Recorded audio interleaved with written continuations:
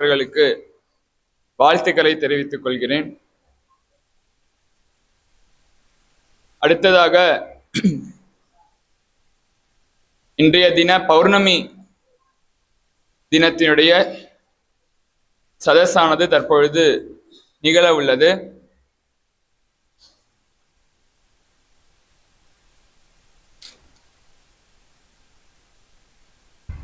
அதற்கு 5 மாணவர்கள் தயாராக உள்ளனர்.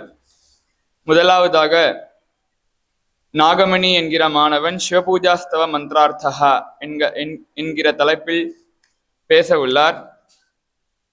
அவரை தொடர்ந்து ஹரிஹரன் என்கிற மாணவன் வைதிக சந்தியாவந்தனம் என்கிற விஷயத்தை பற்றி பேச உள்ளார். அதனைத் தொடர்ந்து வைரவன் என்கிற மாணவன் பைரவாஷ்டக மந்திரார்த்தா அப்படிங்கிற தலைப்பில் பேச உள்ளார். அதனைத் தொடர்ந்து பிரணவகிருஷ்ணன் என்கிற மாணவன் சிவபூஜாஸ்தவ மந்திரார்த்தா அப்படிங்கிற தலைப்புல ஒரு ஸ்லோகத்தை எடுத்து பேச உள்ளார்.